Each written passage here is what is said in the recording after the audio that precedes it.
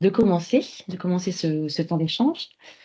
Tout d'abord, un grand merci à vous tous d'être présents aujourd'hui pour ce webinaire, pour le retour d'expérience du dispositif DIF-PADONCO. Alors, DIF-PADONCO, c'est le dépistage infirmier des fragilités des personnes âgées à domicile avec maladie oncologique. Alors, avant de débuter ce webinaire, quelques informations à vous transmettre. La première étant celle que ce webinaire est enregistré, puisqu'il va nous permettre après de l'avoir en replay sur notre chaîne YouTube pour pouvoir du coup le diffuser à ceux qui n'ont pas pu encore l'écouter, puis vous, bien sûr, pour le réécouter et l'utiliser auprès de vos collègues ou dans vos établissements.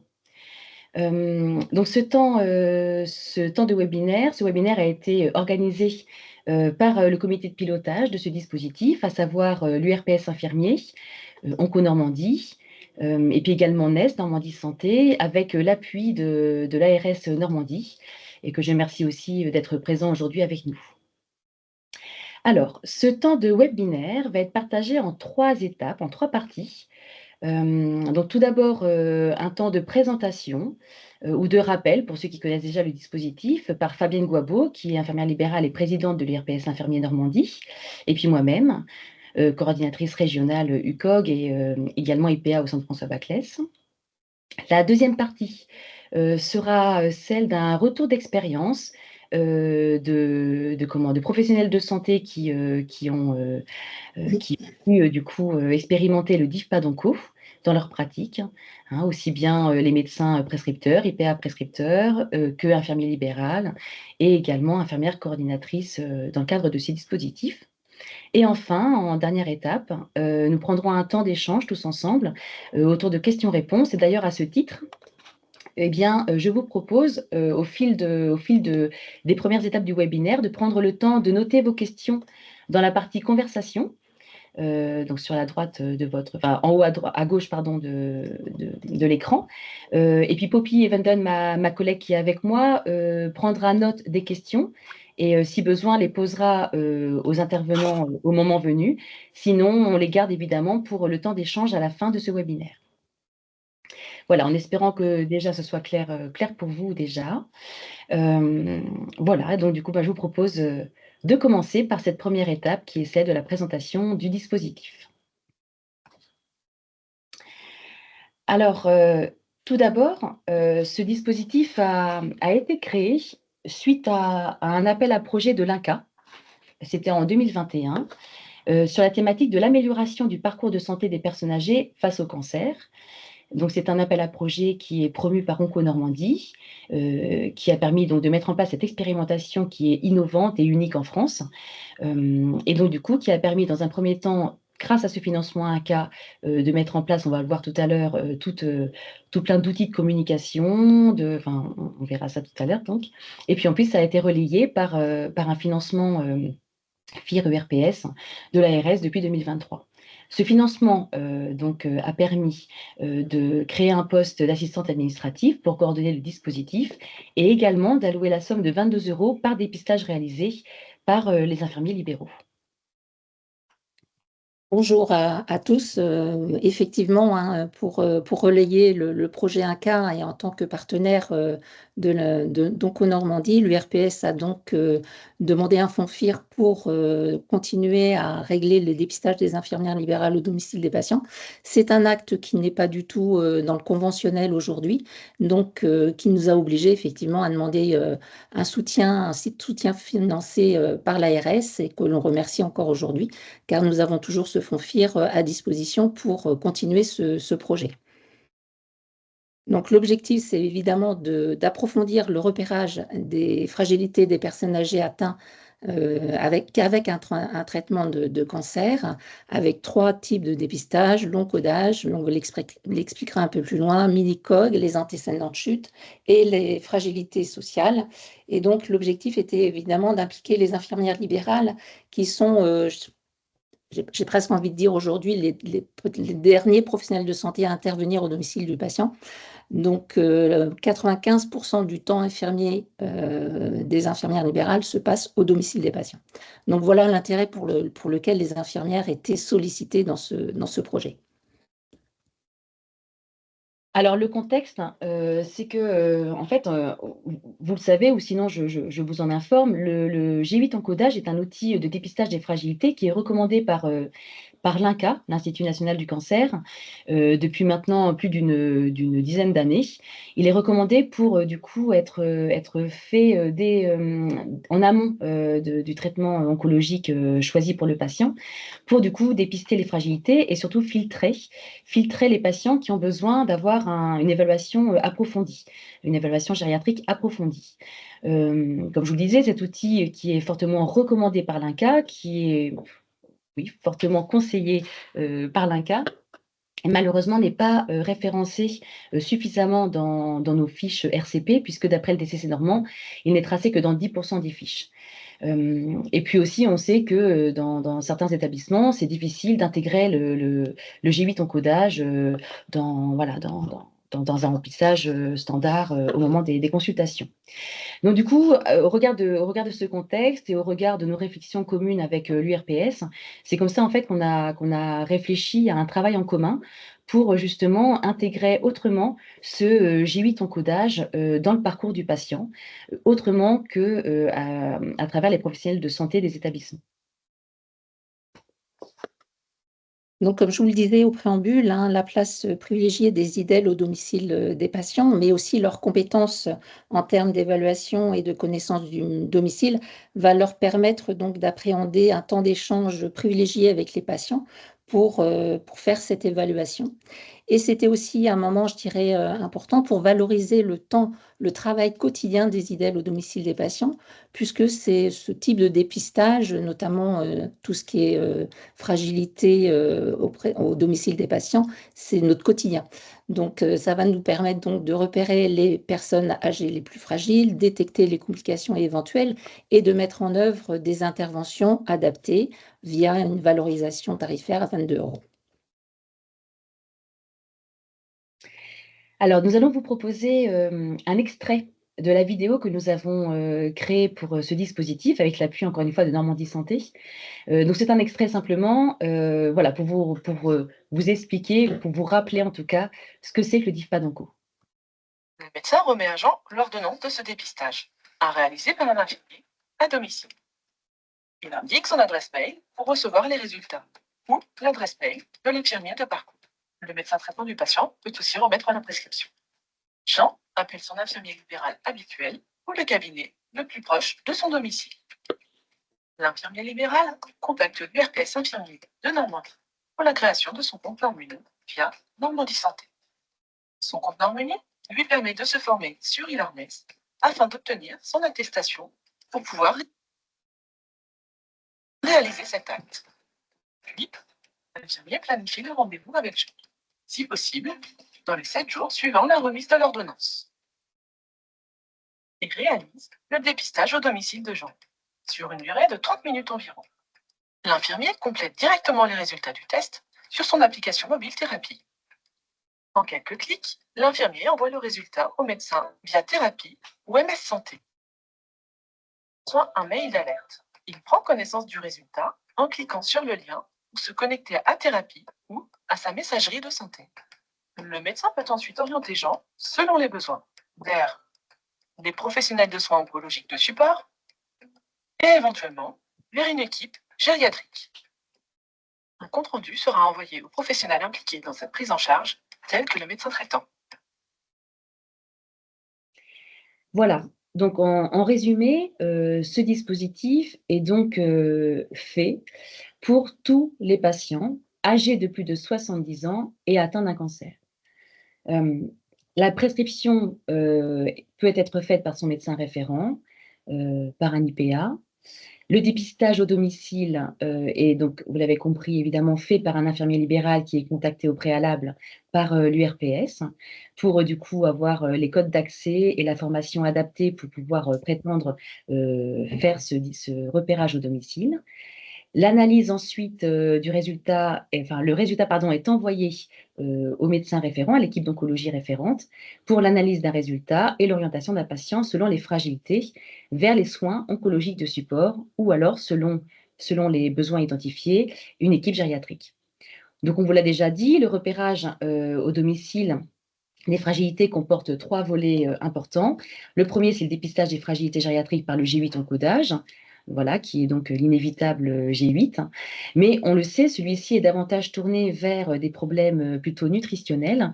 Donc c'est pour ça qu'il nous semblait important d'y associer d'autres éléments à dépister, tels que les troubles cognitifs, ou encore le repérage des chutes, ou alors les risques de chute, ou encore les fragilités sociales. Alors pour ce faire, donc un projet évidemment, il y a toute une démarche projet, à mettre en place, lorsqu'un dispositif comme ça se crée. Et puis encore une fois, c'est innovant, donc du coup, il fallait vraiment tout initier, tout créer. Donc au fil des mois, donc ça fait déjà 2 ans que le projet, est mis en place et puis au fil des mois, celui-ci a évolué, forcément. Donc ça a commencé, par des formations en présentiel pour les infirmiers libéraux, par la création de brochures qui entre autres ont été validées par la commission des usagers. La création du motion design que vous avez vu à l'instant en extrait, qui a permis d'être diffusé par les 3C au sein des RCP, par exemple. Les premières évaluations ont pu être faites sur un recueil papier qu'on vous présentera tout à l'heure, dans l'attente de la création, grâce à l'implication de Normuni, de Normandie Santé, pour avoir une évaluation sur thérapie, qu'on vous présentera également tout à l'heure, et au préalable, la création d'un e-learning qui est indispensable pour que les infirmiers libérales soient sensibilisés à l'oncogériatrie, à la prise en charge du cancer chez les personnes âgées, et pour du coup prétendre pouvoir passer ces tests, voilà, pour pouvoir répondre aussi aux attentes du patient. La prescription ensuite a évolué vers la possibilité d'être faite par les IPA. Puis on a poursuivi également cette sensibilisation par des webinaires que l'URPS a proposés auprès des infirmières libérales de sensibilisation également. L'évolution du projet s'est davantage tournée aussi vers l'implémentation du DIFPAD également comme outil d'aide dans le suivi du parcours de soins d'un patient, en plus du prêt thérapeutique initialement prévu. Et puis tout au long de ces 2 années, une communication au niveau national, lors de congrès, par des posters, par des communications orales, dans des articles de revue, et puis avec la chance de recevoir des prix également, des prix posters et des prix publics. Donc voilà, c'est un projet qui intéresse et c'est aussi pour ça, c'est ça qui nous a motivés aussi à poursuivre dans cet élan. Voici quelques extraits, enfin non, c'est même pas quelques, c'est voici les outils dont on a besoin pour pouvoir mettre en place ce DIFPAD dans notre pratique. Donc il y a la prescription, bien sûr, il y a le cahier de recueil, la vidéo dont je vous parlais, et puis les fameuses brochures, aussi bien pour le médecin, enfin pour le prescripteur, que pour le patient et que pour l'infirmier libéral, que vous pouvez retrouver sur le lien du QR code ici devant vous, sur notre site dédié DIFPAD Onco Normandie. Alors là, ce qu'on voulait vous présenter, c'était une cartographie des infirmiers et infirmières libérales qui étaient déjà formés pour faire ce dépistage. 160 IDEL formés aujourd'hui. Alors, ce qui est intéressant de voir sur cette cartographie, c'est que les 2/3 de la population peuvent avoir une infirmière à moins de 15 minutes de leur domicile. Donc, on a encore un petit peu de boulot à faire, notamment sur les zones les zones rouges, hein, qui sont un petit peu à l'extérieur, je dirais, la périphérie de la Normandie. Mais voilà, le travail de l'URPS aujourd'hui, c'est de sensibiliser encore les infirmières pour cette formation. Et donc, on met tout en œuvre pour qu'un maximum d'infirmiers soient formés. En attente, puisqu'aujourd'hui, on va le voir un petit peu plus tard, on a des prescriptions, mais pas encore suffisamment pour solliciter les infirmières en nombre. Donc aujourd'hui, 59 prescriptions ont été transmises aux infirmières libérales, donc depuis 2 ans. 35 prescriptions par des médecins et 24 par des infirmières en pratique avancée. 54 dépistages ont pu être faits. 41 résultats ont été transmis par mail, donc par messagerie sécurisée, et 14 par téléexpertise. Donc, comme le disait Priscille tout à l'heure, il faut à peu près 25 minutes pour faire ce dépistage. Et donc là, aujourd'hui, on est à une moyenne de 9 jours entre la prescription et l'acte de l'infirmière au domicile du patient. On s'est rendu compte qu'il y avait je dirais un petit temps de latence parce que quelquefois le patient a l'ordonnance, mais ne le transmet pas assez rapidement à l'infirmière. Donc l'objectif, c'est vraiment d'avoir une fluidité entre la prescription et l'information auprès de l'infirmière. Oui, merci Fabienne. Alors, c'est vrai que les premiers résultats sont... Alors, en effet, on a 54 dépistages à ce jour, mais c'est déjà assez révélateur puisqu'en fait, on se rend compte que sur ces 54 dépistages, eh bien, 2 seulement, en fait, sont ce qu'on peut dire sans fragilité, normale, puisqu'en fait, les 2 que je vous montre à l'instant, ce sont des patients qui ont un G8 supérieur à 14, donc qui a priori ne nous montrent pas de fragilité à approfondir, et qui en plus n'ont pas d'autres fragilités telles que DIFPAD nous l'identifie, c'est-à-dire de troubles cognitifs, de fragilité sociale ou encore au niveau moteur. Par contre, tous les autres, que ce soit ceux avec un G8 supérieur à 14 et évidemment ceux avec un G8 inférieur ou égal à 14, montrent d'autres fragilités qui ne sont pas forcément détectées par le G8, hein, notamment pour tous les oranges du dessus. Alors, les 8 autres G8 supérieurs à 14. Donc, c'est là que c'est très intéressant, puisqu'on connaît les limites du G8, hein, même si le G8 est fortement recommandé par l'INCa. Aujourd'hui, avec plus de 10 ans, 12 ans de recul, les équipes d'oncologie savent que ce n'est pas l'outil le plus fiable pour le dépistage des fragilités, et que du coup, c'est bien aussi d'associer d'autres outils pour évaluer d'autres fragilités et d'autres besoins. Donc là, c'est assez quand même révélateur de ce qu'on attend du DIFPAD. Alors justement, au regard de ces premiers mois, de ces premiers retours, eh bien, on s'est aussi posé la question dans toute cette démarche projet de DIFPAD Onco, de comment le faire évoluer. Donc au départ, vous l'avez compris, c'était davantage en pré-thérapeutique. Et en fait, on s'est dit, bah, après tout, pourquoi pas l'associer dans le parcours de soins du patient, puisqu'en fait, on sait très bien que les études ont prouvé que les traitements des cancers induisent des fragilités, telles qu'un impact sur sur le domaine cognitif, sur la limitation fonctionnelle et de la marche, sur l'équilibre des patients aussi, sur des douleurs neuropathiques avec des risques de chute traumatique. Et on sait aussi qu'il peut y avoir des risques iatrogènes, évidemment, et puis d'autres fragilités qui sont liées aux comorbidités du patient. Donc tout ça, ce sont des notions que l'on sait, et donc c'est à partir de là qu'on s'est dit, bah, après tout, qu'est-ce qu'on aurait aujourd'hui comme soutien, comme aide pour apporter justement ce regard du domicile, ce regard pendant les intercures peut-être des patients, hein, au moment où le médecin a déjà décidé d'introduire un traitement de chimiothérapie, eh bien, pendant le délai d'intercure, voilà, l'infirmière libérale serait donc évidemment bien placée pour apporter des éléments, un regard vraiment professionnel sur la bonne tolérance au traitement et les fragilités du patient.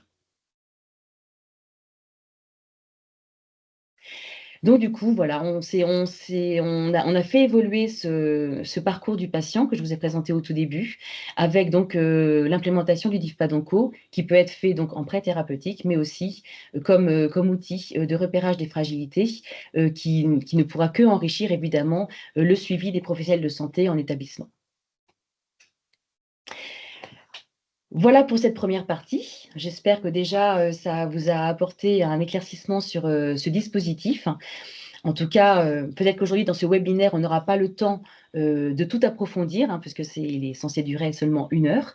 Mais en tout cas, avec plaisir, évidemment, pour, dans un second temps, échanger avec vous, que ce soit à l'URPS, nous-mêmes, Onco-Normandie ou évidemment NES. En tout cas, voilà, on est évidemment à votre disposition pour approfondir les éléments et vous aider à la mise en place de ce DIFPAD Onco dans vos établissements, dans votre parcours de soins, pour que vous l'appropriez. En fait, chacun peut se l'approprier tel qu'il le souhaite pour vraiment voilà, l'intégrer dans le parcours de soins spécifique d'un patient, d'une pathologie.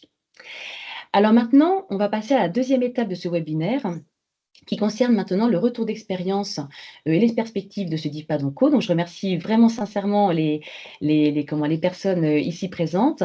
Donc, il y aura tout d'abord une première partie avec Angélique Dumont, qui est IPA au CHU de Rouen, Emmanuel Sevin, qui est oncologue au centre Maurice Tubiana, Bénédicte Jean, infirmière libérale sur Évreux, qui nous apportera aussi son regard en tant qu'infirmière au domicile, évidemment. Patricia Bernardin, qui est IPA au CH Eursen. Samira Basti, qui est infirmière coordinatrice future IPA au centre Henri Becquerel. Et Dr Marianne Amon, qui est gériatre au centre François Baclay. Donc, je les remercie tous. Et donc, pour introduire l'intervention d'Angélique et de Emmanuel Sevin, un rappel sur le rôle du prescripteur. Évidemment, ils sont prescripteurs, donc ils ont une prescription que voici, que vous pouvez retrouver évidemment dans la boîte à outils de DIFPAD Onco. Donc, une fois que le médecin remet la prescription au patient avec les informations pour le rassurer, pour s'assurer que celui-ci a bien compris l'intérêt et l'objectif du DIFPAD Onco, eh bien, l'URPS est contacté afin que l'infirmier libéral ensuite vienne faire le dépistage au domicile. Mais avant cela, il est important que le prescripteur soit lui-même inscrit sur la plateforme Thérapie pour du coup recevoir évidemment le retour de la téléexpertise de l'infirmier libéral. À savoir aussi que sur les fiches RCP, eh bien, il y a eu la notion de dépistage par DIFPAD-ONCO qui a été implémentée. Angélique, avec plaisir, s'il te plaît, pour que tu nous fasses ton retour d'expérience. Bonjour, donc merci de m'avoir invité Priscille pour pouvoir échanger et faire évoluer un peu le dispositif dans les freins qu'on a pu avoir sur la mise en place. Donc je me présente, je m'appelle Angélique Dumont, je suis infirmière de pratique avancée au CHU de Rouen. Je travaille en hôpital de jour en oncologie thoracique et mon activité est centrée sur la prise en charge des patients fragiles, âgés, qui bénéficient ou d'un traitement par immunothérapie et ou d'une chimiothérapie hebdomadaire, d'une thérapie ciblée, bien évidemment dans mon service pour une néoplasie pulmonaire.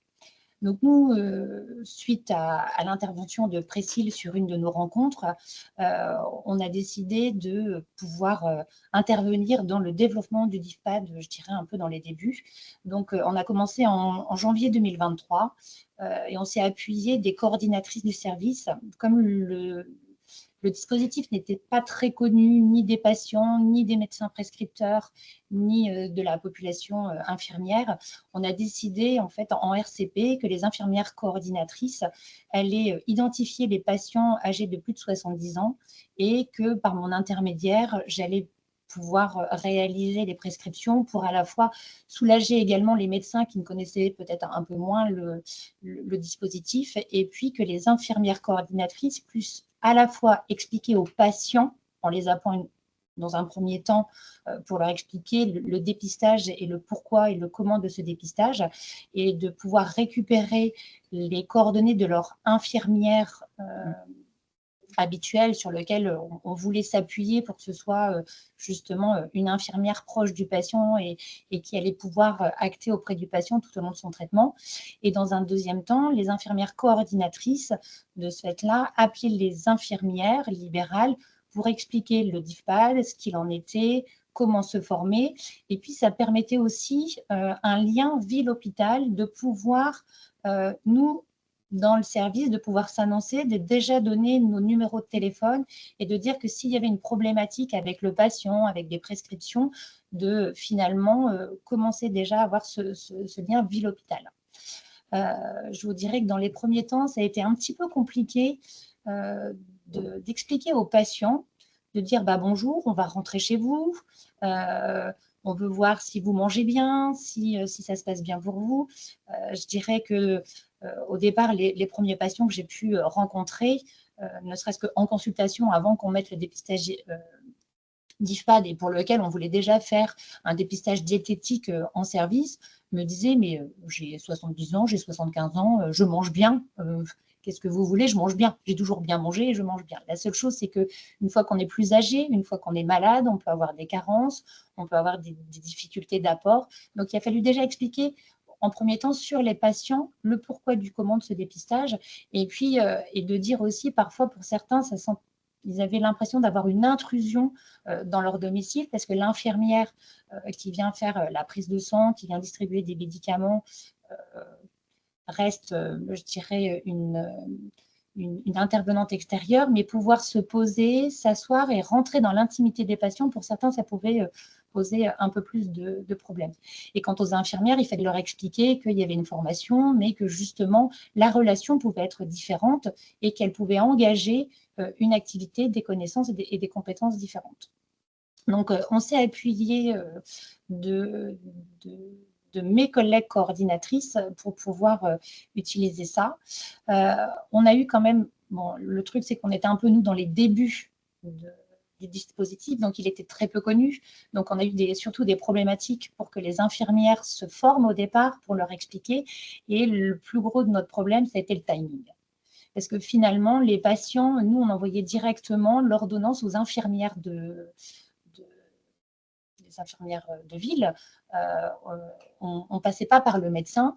Et c'était plus facile que dire au patient, voilà, on vous donne toute la prescription, vous contactez votre infirmière. Souvent, il a contacté la veille de la prise de sang, quoi que ce soit, de ce fait-là, du fait que ce soit en amont avec les infirmières coordinatrices, on allait plus vite, si vous voulez.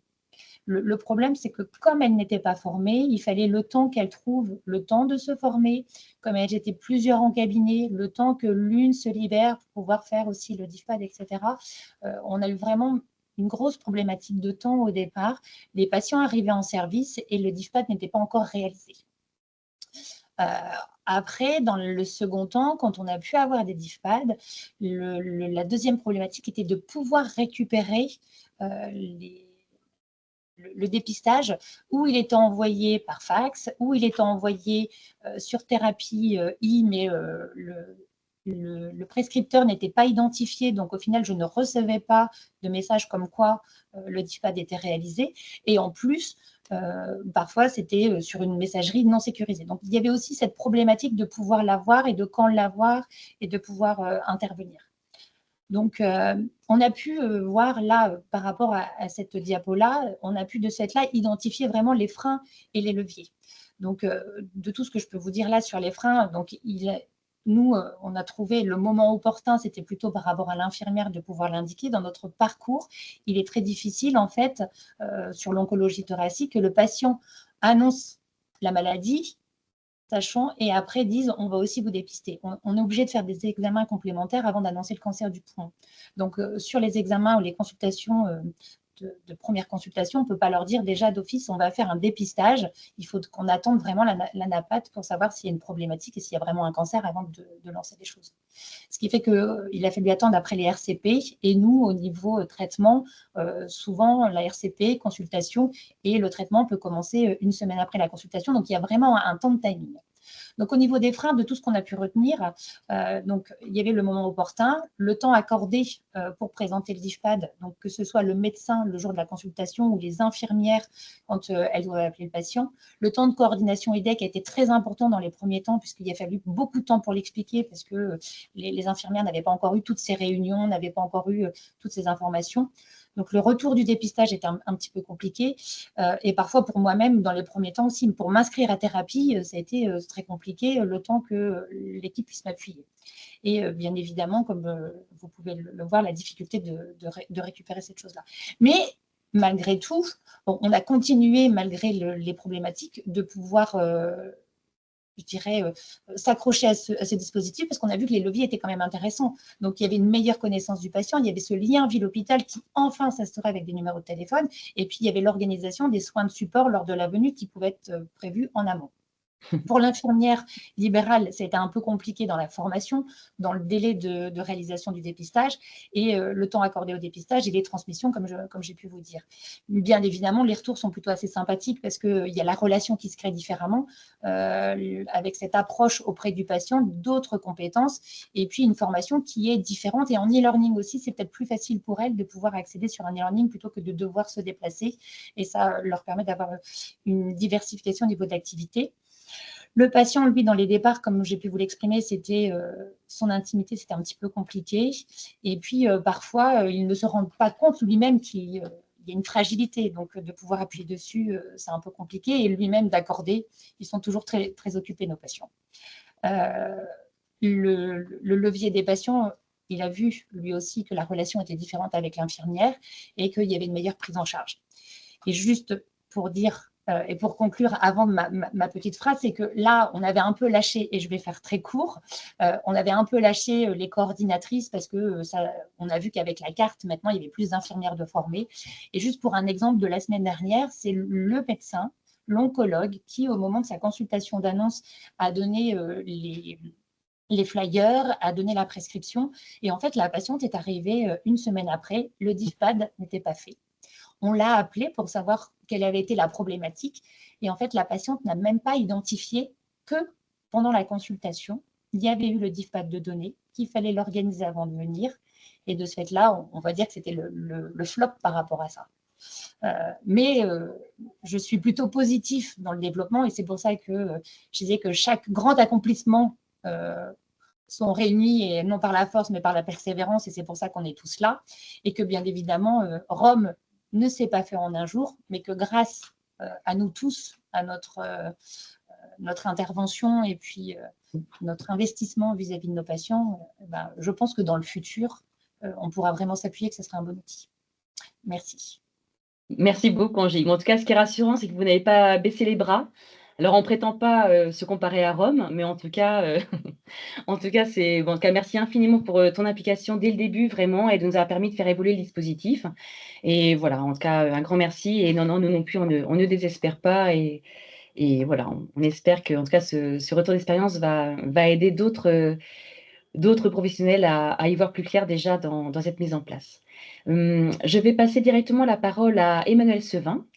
Merci Emmanuel également d'avoir accepté d'être présent avec nous pour ce retour d'expérience et d'avoir un avis et un regard d'un oncologue. Donc voilà, pour nous, c'est très important également. Merci Emmanuel. Merci beaucoup de l'invitation. Donc, je suis Emmanuel Sevin, je suis oncologue médical dans le privé. Donc, c'est une autre manière de fonctionner que dans les hôpitaux, que dans les CHU. Donc, je pense que c'est effectivement un retour d'expérience qui est important. Donc, moi, j'ai utilisé Difadoco au début de son existence. Et puis, finalement, après, j'ai arrêté puisqu'on a mis en place chez nous des évaluations oncogériatriques. Et l'intérêt de Difadoco était moins important. D'autant que nous, dans le privé, en tant qu'oncologue, quand le patient arrive, très souvent, il a déjà son diagnostic, il est déjà passé en RCP, et on le voit essentiellement déjà pour la mise en route, pour la concession d'annonces thérapeutiques. Donc, en fait, on n'a pas ce temps diagnostique qui peut laisser le temps de faire Difadoco, parce qu'on a vu qu'il y avait un petit peu de délai pour avoir les résultats et pour enclencher après éventuellement les soins de support et l'évaluation oncogériatrique. Donc, c'est vrai que moi, je n'utilise pas du tout Difadoco actuellement pour ça. Alors, il y a des avantages du G8, c'est qu'il est rapide, ça dure 5 minutes, donc c'est plus facile pour un médecin de le faire.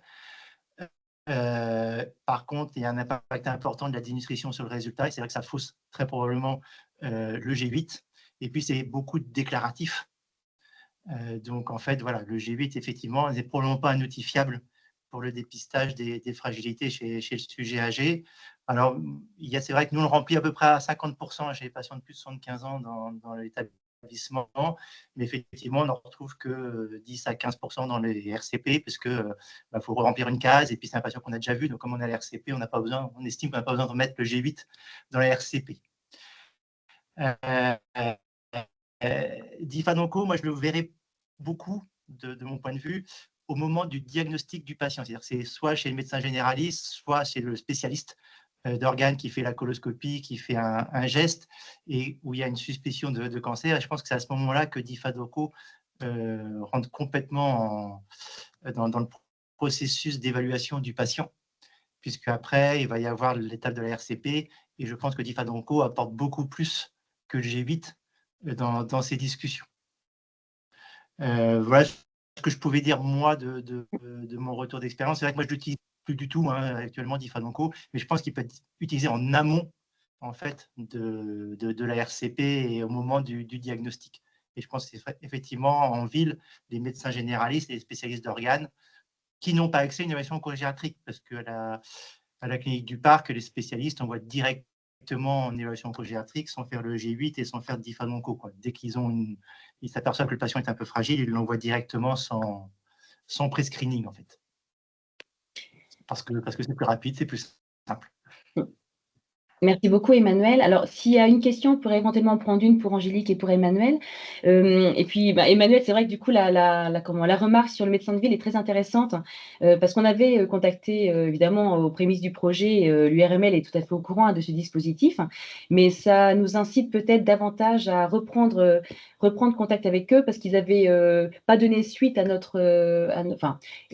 pour eux, en fait, ils ne se sentaient pas forcément prescripteurs à ce moment-là de Difadoco, mais là, du coup, avec votre remarque, et puis maintenant, avec ce retour d'expérience que l'on a, peut-être qu'on pourra apporter de nouveaux arguments qui pourraient permettre d'introduire Difpad en bilan d'extension, en fait, au début du parcours du patient. Donc, merci pour cette remarque, parce que ça va nous faire, je pense, réfléchir voilà, à de nouvelles perspectives également pour Difpad.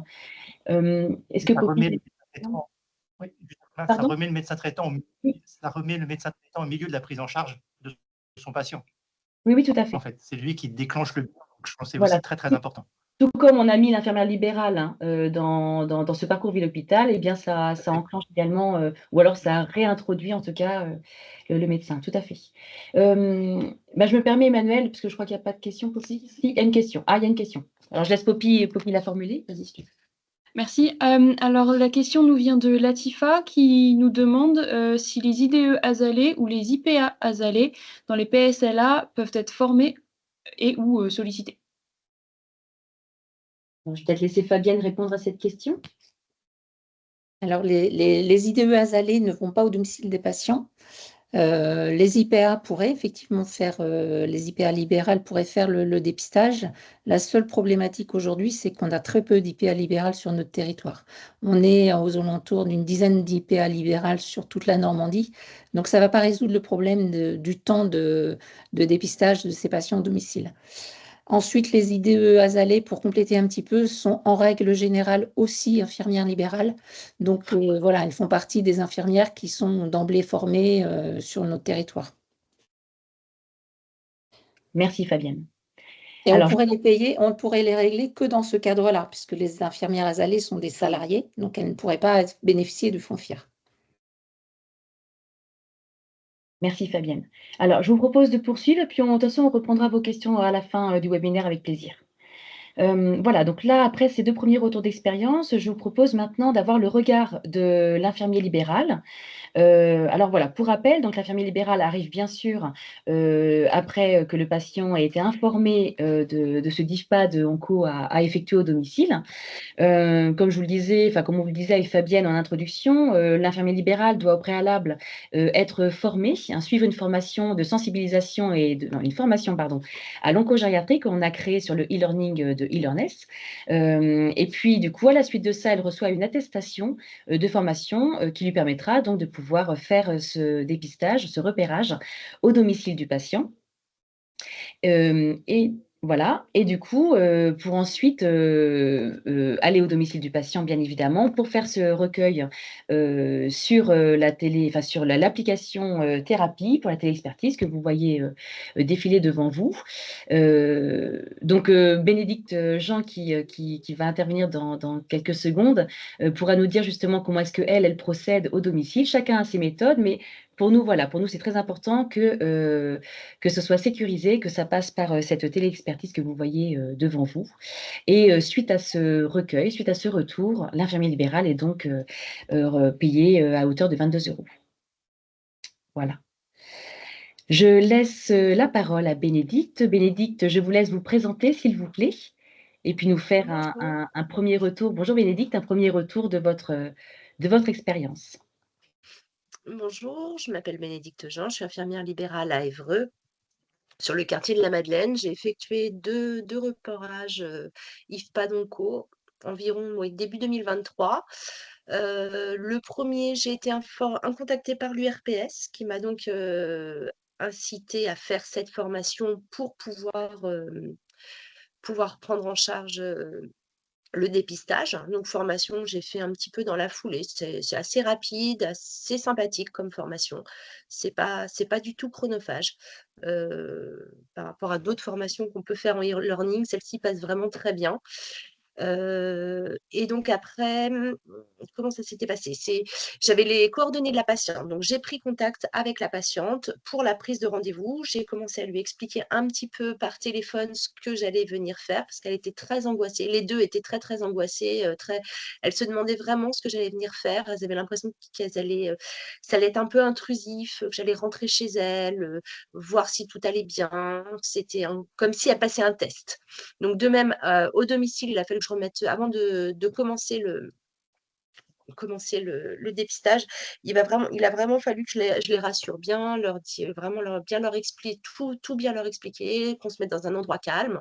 Et puis bon, après les explications, voilà, on a pu faire le recueil assez facilement.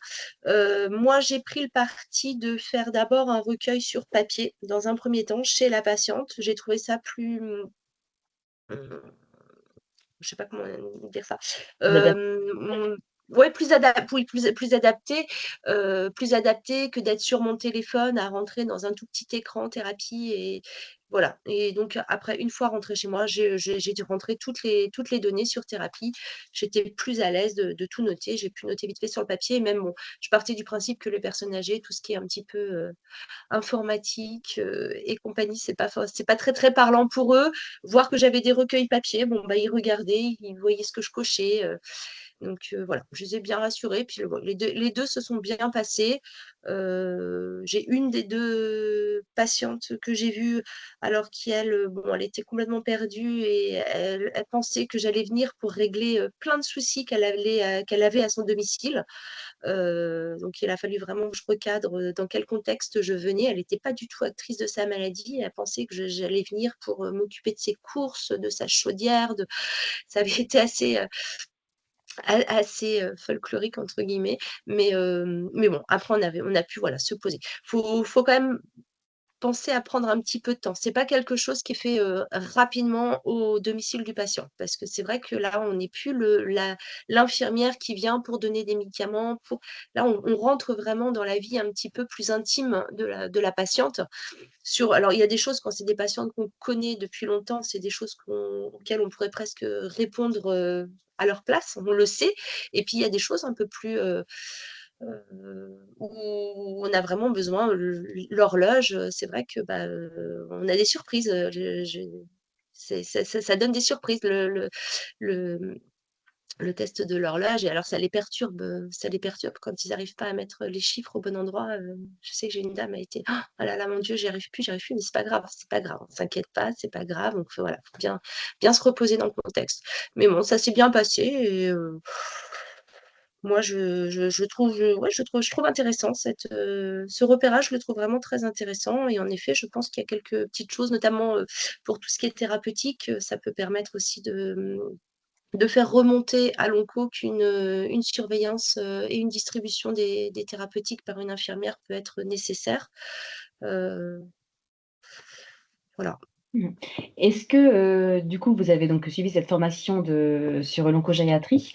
Il me semble que vous m'aviez dit que, en fait, avant cette formation-là, avant d'être au courant de ce DIFPA-ONCO, de votre côté, dans votre expérience, vous n'avez jamais eu, en fait, notion de prise en charge particulière chez ces patients âgés atteints de cancer? C'était Non, la première fois aucune. que vous entendiez, voilà. Toute première fois, oui. Moi, ça fait 13 ans que je fais du libéral et je ne savais pas du tout. Donc, D'accord. Du voilà. coup, la formation et les sujets, les domaines abordés dans la formation, ça a été vraiment pour vous Oui, c'est intéressant, ouais. ouais, ben, ça vous a vraiment aidé vraiment à prendre connaissance et de la thématique et bien sûr des outils à utiliser au domicile du coup, que vous connaissiez pas du Oui, tout tout avant. à fait.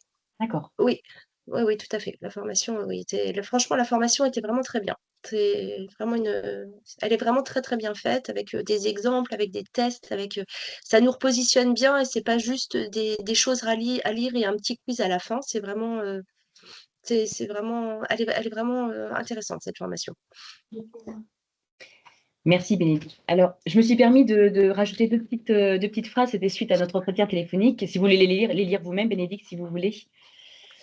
Formation e-learning importante pour être sensibilisé, actualiser ses connaissances et pour maîtriser les outils. Importance de bien expliquer au patient l'objectif, l'intérêt de cette évaluation dans son parcours de soins. Ouais. Oui, l'explication aux patients, c'est vrai que je sais pas trop. Je pense que mes patientes ont dû avoir beaucoup d'informations quand on leur a remis l'ordonnance et qu'on leur a dit qu'une infirmière allait intervenir. Et il y a peut-être eu trop d'informations en même temps, donc en fait, ils savaient pas pourquoi je venais. Très, Mmh. très clairement, ils avaient pas du tout, ils comprenaient pas, enfin, ils savaient pas, ils avaient l'impression qu'ils allaient passer un test, comme si c'était un examen, c'était assez étonnant. Donc c'est vrai que je pense que l'explication aux patients, bah, est bien importante pour les rassurer aussi et qu'ils soient beaucoup plus détendus parce que et au téléphone et quand je me suis présentée, les 2 dames que j'ai vues étaient très, très stressées par ma venue, vraiment, très, très stressées. Elles se demandaient même, c'est limite, elles se posaient la question: «Est-ce que ça va changer quelque chose, dans la prise en charge de leur pathologie, dans la mise en place du traitement?» Elles étaient assez angoissées. Donc bon, après très facilement en leur expliquant bien, en les rassurant, c'est passé tout seul. Mais c'est vrai que moi avec elles, je n'abordais que ce sujet-là. Donc, je pense qu'elles ont eu mes informations et le côté rassurant a peut-être été plus facile parce que j'abordais pas du tout les autres sujets, pas du tout la maladie, pas du tout la chimiothérapie, quoi que ce soit, ou d'autres traitements. J'abordais vraiment que ça. Et donc, elles ont bien pris les explications. Mais c'est vrai que bon, je pense que c'est un point qui est vraiment bien à bien insister sur l'explication donnée aux patients et l'objectif. Moi j'avais une question, est-ce que ces 2 patientes faisaient partie de votre patientèle? Non, Non, donc c'est des patientes que non, vous ne connaissiez pas, donc peut-être cette difficulté, pour ces patientes, aussi, tout à d'avoir fait. une Oui, intervention d'une infirmière qu'elles ne oui, connaissaient pas et qu'elles ont peut-être pas d'infirmière libérale, qui s'occupe d'elles? c'est exactement ça. C'est vrai que je ne l'ai pas précisé, mais ces 2 patientes qui ne faisaient pas partie de ma patientèle, c'est vrai que ça aurait été des patients de ma patientèle que je connais depuis longtemps, ça serait passé bien différemment, je pense. Là, c'est des patientes que je ne connaissais pas. J'avais été contactée par l'URPS, donc Mmh. il y a une patiente qui était dans mon secteur et une autre qui était dans le centre-ville, mais ils ne trouvaient pas d'infirmière formée, donc elle m'avait appelée. Et puis bon, bah, donc j'y étais allée, après ma tournée de soins, j'étais descendue en centre-ville pour pouvoir, faire, le dépistage mais non, non, c'est des 2 dames qui n'avaient pas d'infirmière libérale, en fait. Et est-ce que vous avez pu transmettre ce bilan au médecin traitant ou ça a été une Mmh, difficulté? alors moi, je l'ai transmis sur thérapie, mais D'accord. voilà, j'ai tout transmis sur thérapie. J'ai suivi, c'est pareil, c'est assez simple, thérapie à utiliser. Je crois que pour, la première fois, j'ai dû rappeler la dame de l'URPS pour qu'elle me reguide parce que j'avais peur de faire des erreurs. Mais après, non, non, c'est assez simple. Mais c'est vrai que j'avais pris le parti de faire d'abord sur papier au domicile du patient. Je trouvais ça plus «convivial» entre guillemets, et puis après tranquillement à la maison de tout bien retranscrire sur thérapie, de scanner l'ordonnance et compagnie. Mais ça avait été assez facile, oui. Et pour la Merci. suite, c'est pareil, tout ce qui est règlement et tout ça, ça s'était fait très, très rapidement et sans aucun problème. Merci beaucoup, Bénédicte, en tout cas. Je propose Poppy, je crois qu'il n'y a pas de questions immédiates, mais de toute façon, voilà, on prendra un temps, évidemment, encore une fois, à la fin de ce webinaire pour poser les questions éventuellement à Bénédicte sur le concret au domicile. En tout cas, merci beaucoup, Bénédicte. Je propose qu'on poursuive avec cette fois-ci le rôle des collègues infirmières coordinatrices sur l'analyse et l'orientation, avec du coup, une fois qu'on reçoit ce recueil sur thérapie, les professionnels de cette coordination, de référents du patient, doivent du coup valider et signer la conduite à tenir par rapport à ce recueil. Voilà, pour cibler le patient vers une prise en charge plutôt globale, vers une évaluation par exemple gériatrique approfondie ou alors vers les professionnels des soins de support qui sont adaptés aux besoins identifiés. Alors pour cela, je vais passer la parole à Patricia Bernardin. Alors Patricia et ensuite Samira.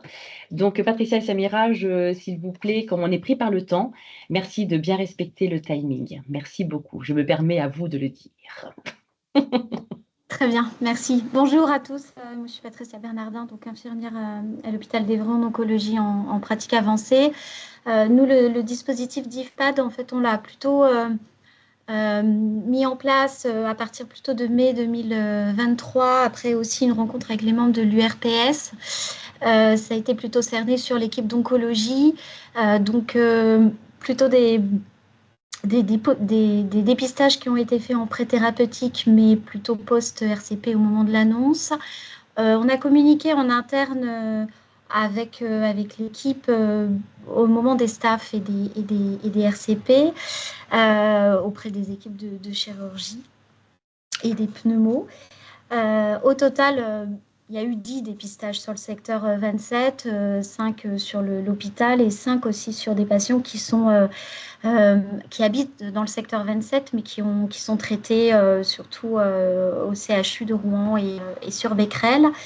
Alors, nous, une fois qu'on a recueilli les dépistages et les retours, on a surtout orienté vers des évaluations gériatriques approfondies auprès de l'équipe de gériatrie de l'hôpital. Ça a pu également déboucher vers des consultations mémoire et puis également des mises en place avec des suivis assistantes sociales et kinés essentiellement avec suite au bilan des chutes. Et puis surtout aussi, comme le dépistage permet de laisser de faire des commentaires par les infirmières libérales, ça a permis tout de suite de mettre en place aussi des ordonnances spécifiques, notamment pour les piluliers, et de faire le lien aussi avec les pharmaciens. Donc ça, c'était plutôt très bien en anticipant.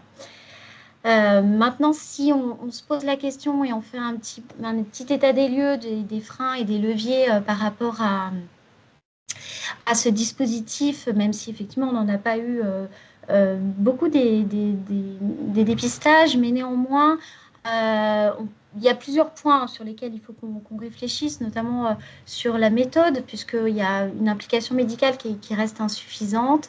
Nous, c'était essentiellement l'oncologie, donc plutôt en post-RCP. On a aussi quand même une organisation un peu en interne avec des évaluations cogériatriques et des repérages de fragilité qui se font en HDJ. Donc, est-ce qu'il faut réfléchir à un circuit de patients à définir? Voilà, c'est un peu la question qu'on se pose. Au départ, on s'était dit que DIFPAD, c'était bien aussi pour les thérapies orales. Et puis finalement, on s'aperçoit que les patients sous thérapie orale, au moment de les démarrer, on réfléchit plutôt à un parcours HDJ. Il y a une vraie communication, évidemment, à faire et à refaire encore sur ce dépistage. Et puis les délais, on en a reparlé tout à l'heure déjà avec Angélique Dumont, mais le timing peut-être parfois voilà, de 9-10 jours ou un petit peu plus sur le retour des dépistages. Néanmoins, on est toujours l'atout principal pour nous, c'est vraiment cette collaboration avec les collègues libéraux, cette implication dès le départ et au début de la maladie avec eux, et puis cette valorisation aussi qu'ont les infirmiers libéraux pour pouvoir faire ce dépistage qu'on trouve toujours très intéressant. Et puis elles sont formées, sensibilisées déjà, d'autant plus quand c'est déjà des infirmiers qui connaissent bien le patient. Donc ça, c'est un vrai atout aussi de téléexpertise avec une plateforme sécurisée où on peut échanger des données, et c'est plutôt assez facile d'y accéder. Sur le plan social, peut-être ce qui peut bloquer, on en a déjà parlé tout à l'heure aussi avec Bénédicte Jean, c'est sur l'explication des patients. Parfois, ils retardent un peu dans le retour des ordonnances. C'est pour ça aussi que je passe par l'URPS aussi pour solliciter les infirmières libérales. Donc voilà, mais l'explication aux patients, elle est très importante aussi pour le rassurer. Et ça, voilà, ça peut être effectivement très stressant. Et puis, il y a eu une expérience où il y a eu en fait 2 dépistages qui ont été faits à des temps un peu différents, mais sur un même cabinet, avec des retours un peu différents. Donc, ce qui a posé un petit peu question sur ce dépistage-là. J'ai fait un point également sur le matériel. On n'a pas les ordonnances DIFPAD qui sont informatisées à l'heure actuelle. Donc peut-être que ça peut aussi un peu freiner les prescripteurs pour les prescriptions et pour retrouver les prescriptions.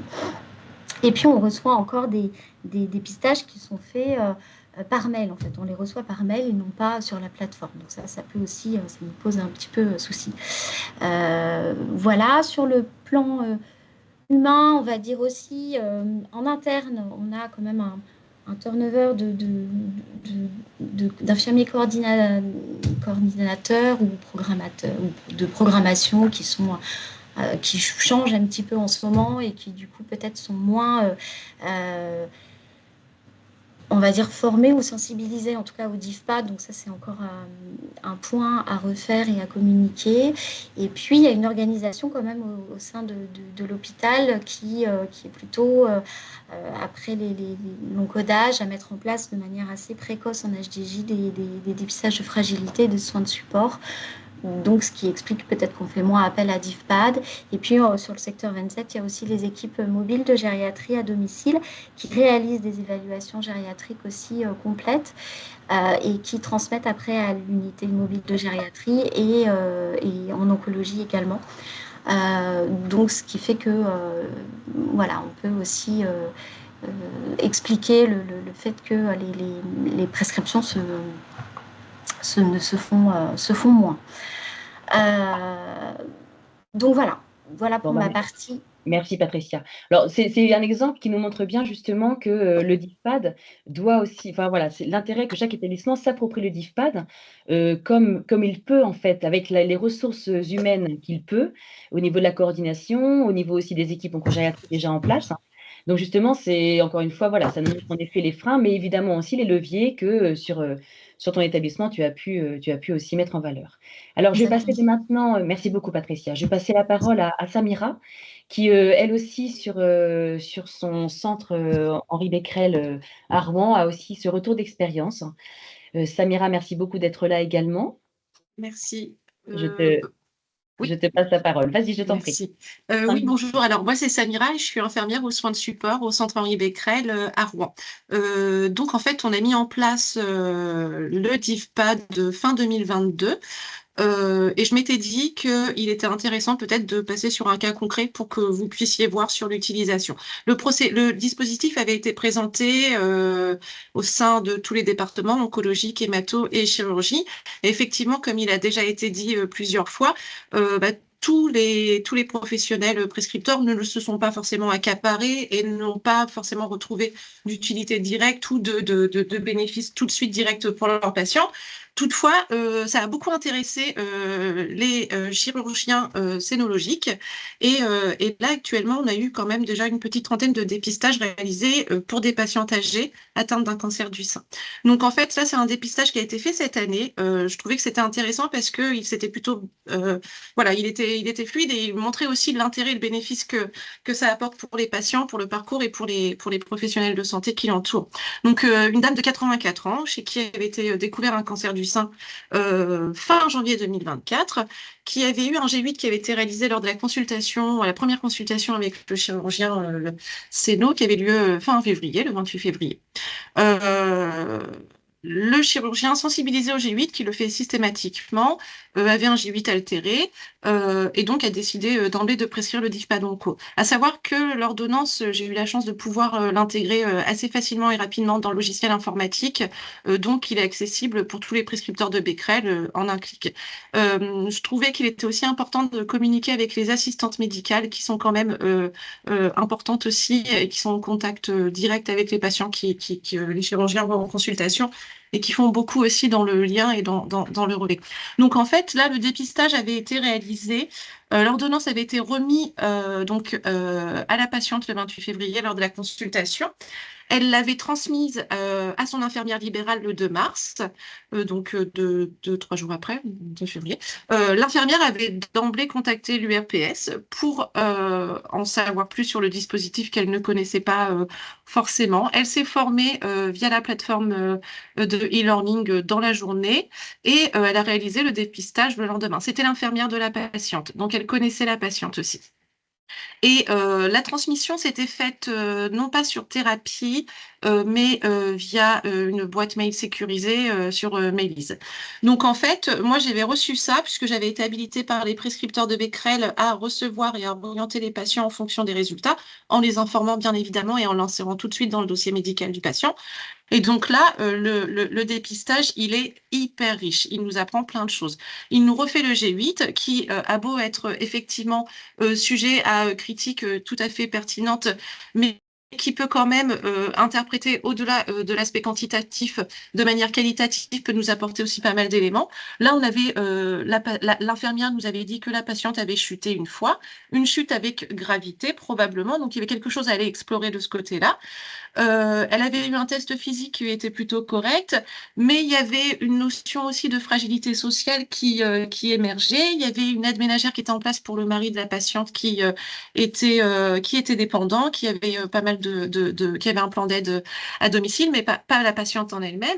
Et il y avait aussi une inquiétude de la patiente, en tout cas qui avait été bien exprimée et bien visible par l'infirmière libérale. Donc en fait, l'intérêt du DIFPAD, là, c'est aussi de recueillir les commentaires des professionnels de santé qui sont au domicile des patients et qui sont souvent très riches. On sait que les patients aussi parfois donnent le change aussi en consultation et le regard des professionnels de ville est vraiment pertinent et indispensable.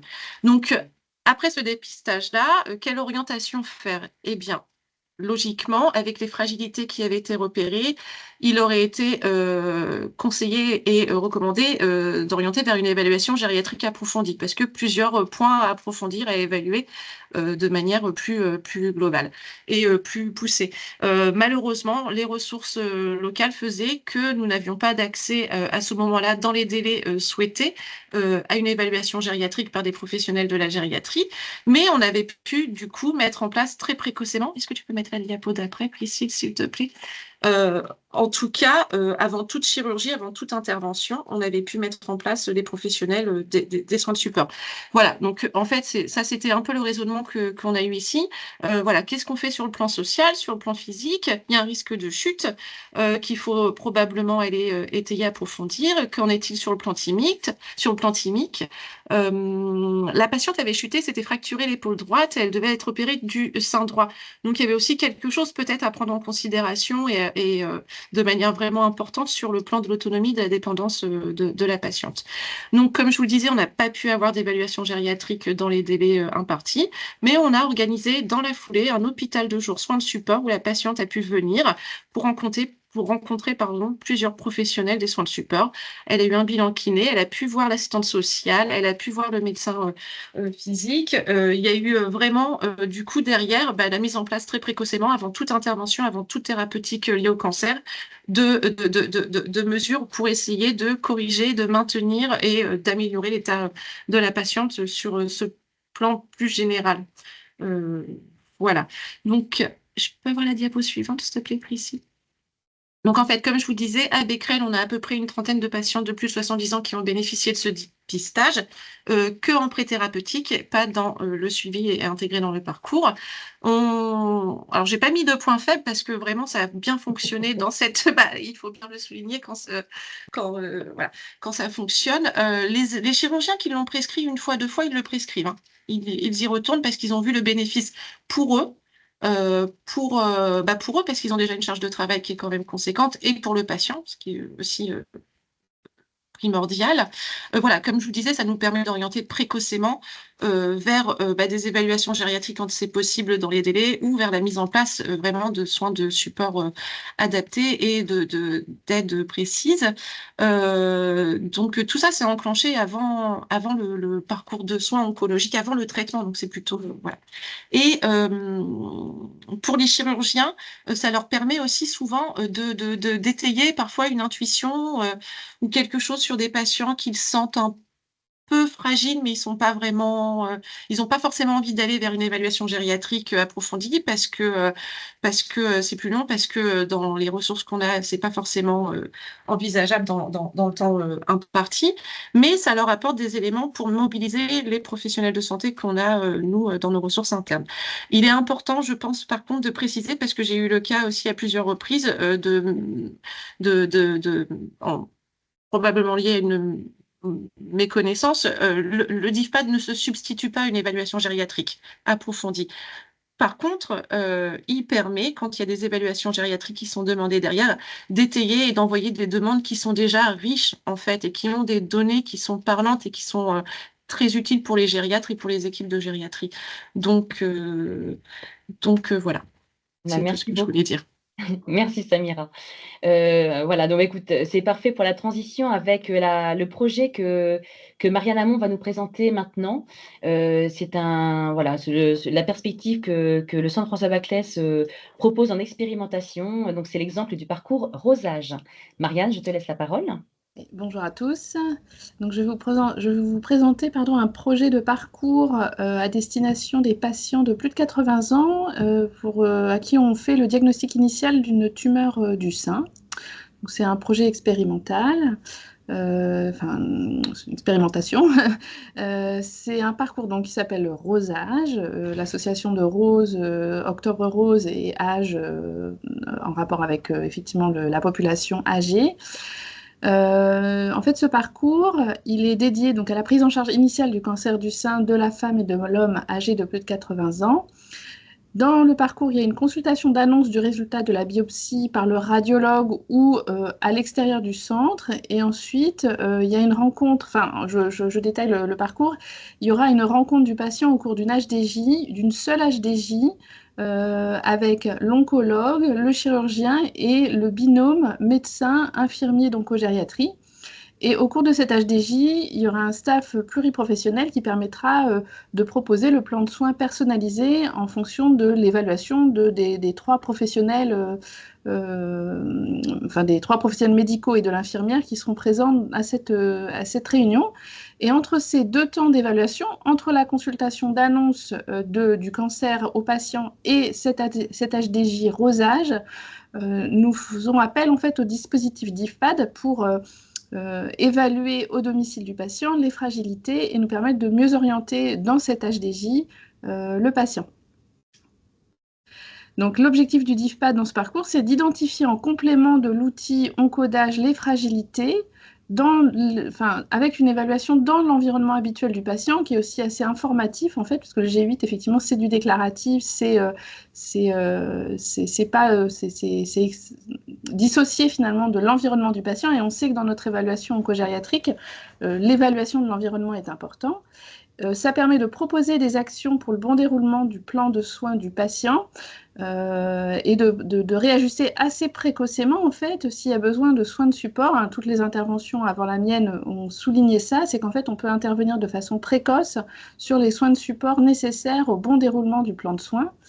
Et ça permet, en fonction des fragilités, de la sévérité des fragilités qu'on a identifiées dans notre organigramme de ce parcours, le patient directement vers une évaluation gériatrique approfondie ou une évaluation dans le parcours rosage avec une consultation en binôme infirmière-médecin et pas une évaluation de l'EGA avec d'autres professionnels comme la diététicienne ou l'assistante sociale d'emblée. Voilà, donc c'était une petite présentation courte, hein, parce que je rappelle que ce parcours n'a pas encore débuté. On va inclure nos premiers patients là dans les jours qui viennent. Et du coup, je pense que j'aurai le plaisir de venir vous présenter à nouveau le projet, la façon dont il s'articule avec DIFPAD lors d'un prochain webinaire. Merci beaucoup, Marianne. Là, c'est vraiment l'exemple type, en fait, pour se dire que vraiment DIFPAD peut vraiment... voilà, c'est vraiment établissement dépendant. Chacun se l'approprie comme il le souhaite. Et donc là, vraiment, c'est ce projet sur Backless, c'est vraiment dans le cadre d'un parcours bien spécifique, voilà, dans lequel il a été décidé de tenter, d'expérimenter le DIFPAD pour chaque patient. Alors, la petite diapo que je vous présente là rapidement, en fait, c'est aussi l'appui de NES, de Normandie Santé, pour la faciliter également, pour faciliter la réception de ce recueil. Donc, on est dans un établissement de santé avec l'équipe de coordination que nous avons. Dans le cadre de Rosage, il a été créé, qui va servir évidemment pour d'autres prescriptions DIFPAD, pas que pour Rosage, une liste de diffusion qui s'appellera donc DIFPAD Backless, qui permettra aux infirmiers libéraux, au moment de la validation du recueil, de proposer en médecin référent et en médecin qui reçoit le recueil, pour la transmission, pardon, je cherche mes mots, de cliquer sur la liste de diffusion DIFPAD qui, pour nous, concerne 5 destinataires dans l'enceinte de Backless. Donc, comme ça permet d'avoir une personne coordinatrice officielle, qui est Lucie, et en cas d'absence de Lucie pour congé ou autre, et bien, du coup, on sait qu'il y aura 4 autres personnes qui pourront avoir accès également à ce retour DIFPAD. Donc, c'est une sécurité et en même temps une assurance que le parcours ne s'interrompt pas. Voilà, donc ça, je remercie encore NES pour leur soutien depuis tous ces mois, toutes ces années dans ce dispositif. Merci beaucoup. Alors, le temps passe, mais on est encore dans les temps puisqu'on a commencé un petit peu en retard. J'essaie de me rassurer comme je peux. Donc, en fait, pour conclure en quelque sorte tout ce temps d'échange du DIFPAD, on a vu voilà, la démarche projet a évolué au fil des mois. Les freins, mais les leviers aussi ont été présents. L'appui des collaborateurs et de toutes les personnes qui nous ont aidés ont permis de mettre en valeur des forces dans la plus-value. On en a déjà parlé suffisamment, le lien ville-hôpital, l'intégration évidemment, l'initiation de l'infirmier libéral au sein du parcours du patient, l'appui de la coordination grâce à la collaboration URPS, UCOG et NES encore une fois, le soutien évidemment des instances comme l'ARS. Il y a également des opportunités avec cet outil qui est un outil de repérage dans l'initial et d'aide au suivi. s'approprier chacun son outil selon le parcours du patient, avec pourquoi pas la création d'un chemin clinique par établissement. C'est quelque chose qu'on peut aussi réfléchir, vous aider aussi à mettre en place dans vos établissements. Et puis, on l'a vu aussi, un intérêt scientifique très fort, hein, on vous l'a dit, par rapport à nos communications orales, notamment lors des congrès nationaux, voire internationaux. Mes collègues vont aller prochainement présenter ce dispositif au congrès de la masque, hein, la semaine prochaine à Lille, et puis également au congrès de la SIOG à Montréal à l'automne prochain. Donc voilà, on sent qu'il y a vraiment un fort intérêt scientifique, donc il n'y a plus qu'à nous de mettre en place ce dispositif sur la région tel qu'il se doit. Il y a des faiblesses, on le sait. Évidemment, la grande faiblesse aujourd'hui, c'est le manque de prescription. Donc il faut qu'on trouve les bons arguments pour évidemment que chaque prescripteur et chaque professionnel de santé se rende compte de l'intérêt que le DIFPAD a dans le parcours de soins du patient. Et puis voilà, dans les menaces, ce serait que, évidemment, sans prescription, pas de DIFPAD. Et dans ces cas-là, ce serait dommage de s'interrompre après tous ces mois, toutes ces années de travail et toute l'implication que ça a mis évidemment en valeur et en place. Donc nous sommes prêts, vous l'avez compris, je pense. On a les moyens au niveau de la coordination pour vous aider à mettre en place ce dispositif, encore une fois, au sein de vos établissements, d'appui auprès des infirmiers libéraux, par évidemment la collaboration très forte avec l'URPS infirmier, la création d'outils de communication, là, comme vous voyez ici, avec les sites internet, notamment celui qui est dédié à DIFPAD Onco sur Onco Normandie, avec où vous retrouvez dessus évidemment tous les outils tels que les brochures, les vidéos, les flyers et les prescriptions que je vous ai déjà montré tout à l'heure. Voilà, donc n'hésitez pas, évidemment, et puis nous sommes évidemment là pour vous aider, comme je vous disais, et maintenant répondre à vos questions. Un grand merci. Le temps passe, donc voilà, c'est normal qu'il y en ait qui interrompt le webinaire. En tout cas, comme je vous l'ai déjà dit, ce webinaire est enregistré et sera disponible en replay, donc avec plaisir pour échanger avec vous ultérieurement. Ceux qui veulent rester encore un petit peu pour des échanges, questions-réponses, c'est avec plaisir que nous prenons encore une dizaine de minutes pour prendre ce temps avec vous. Merci beaucoup. Tu as des questions? Alors, je prends la conversation en route. Alors, je vais prendre des questions du docteur Marianne Hamon. Marianne Hamon, tu as posé une question, semble-t-il. Oui, je voulais savoir, en fait, dans le dispositif, donc il y a le prescripteur, mais en fait, hier, on a une réunion où on s'est posé la question du médecin traitant qui n'était pas prescripteur, en fait. Comment il est informé, comment il reçoit les résultats, comment il les reçoit, alors on va dire au sens propre, mais au sens figuré aussi, parce que du coup, on lui donne des éléments sur son patient qui n'a pas forcément été cherché. Et voilà, comment il s'approprie les résultats, est-ce qu'il se les approprie déjà? Et voilà, je voulais savoir si vous aviez des retours par rapport à ça. Alors déjà, première réponse que je peux apporter avant de laisser la parole à Fabienne pour l'URPS. Déjà, sur la prescription, il est bien spécifié sur la prescription qu'il faut remettre le recueil au médecin référent prescripteur et au médecin traitant. Ça veut dire que chaque infirmier qui valide son recueil DIFPAD le valide pour qu'il soit envoyé, comme nous a expliqué Bénédicte Jean tout à l'heure, au médecin traitant. Donc ça, c'est pour le côté réception premier degré. Et je laisse parler Fabienne pour la partie lien étroit. Alors malheureusement, on n'a pas eu de retour, pour vous dire franchement, des médecins généralistes à ce sujet, mis à part, comme on vous l'a dit au début, on a sensibilisé l'URML sur ce dispositif. Ils ont été informés que voilà, ce dispositif se mettait en place et que les médecins seraient certainement dans la boucle via les infirmières. Mais à ce jour, on n'a pas eu de prescription de leur part. De prescription, mais aussi de retour sur les informations qui leur sont délivrées finalement. Non plus, non, on n'a pas eu de retour. Ça, en fait, notre question, c'était comment ils s'appropriaient ce que l'oncologue, ou le prescripteur dans la filière oncologique fait de ce résultat. Donc, c'était, voilà.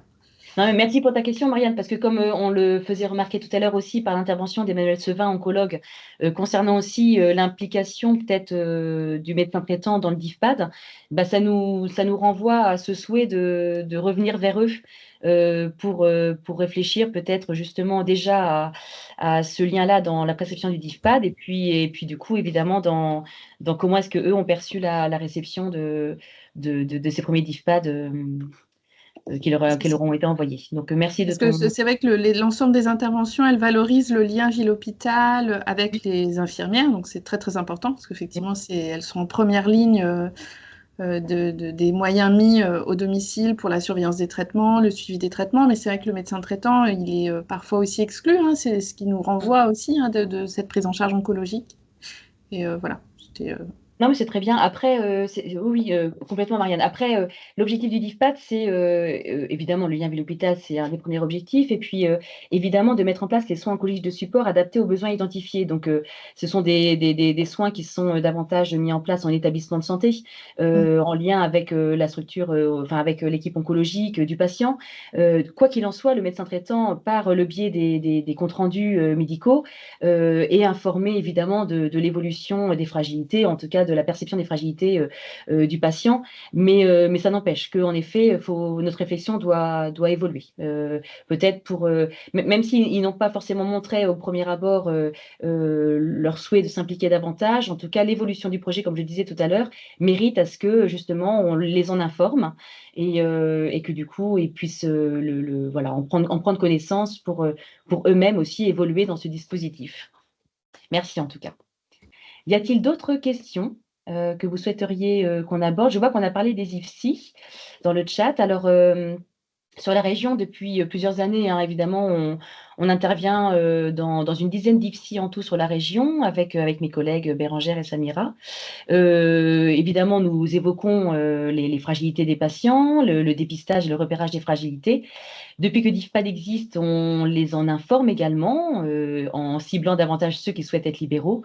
Donc voilà, ça permet déjà, encore une fois, de les sensibiliser à ce lien existant entre les services oncologiques et puis la ville. Mais voilà, évidemment, tout ça, c'est une formation est nécessaire, quoi qu'il en soit.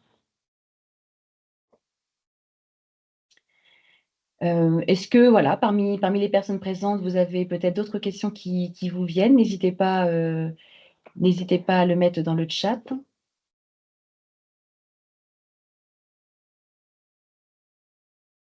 Voilà. Sinon, écoutez, il est déjà 14h20, on a un petit peu débordé. En Pas tout cas, beaucoup. non, pas beaucoup. On a commencé tard aussi voilà. En tout cas, comme je vous le disais tout à l'heure, on reste évidemment à votre disposition, tous comité, enfin, tous que nous sommes dans le comité de pilotage. N'hésitez pas, que vous soyez infirmier libéral ou que vous soyez professionnel de santé dans un établissement, n'hésitez pas à revenir vers nous si vous voulez plus de précisions. Et puis voilà, avec plaisir pour travailler avec vous sur cette mise en place du DIFPAD dans vos structures. Voilà, donc un grand merci à vous, un grand merci aux intervenants.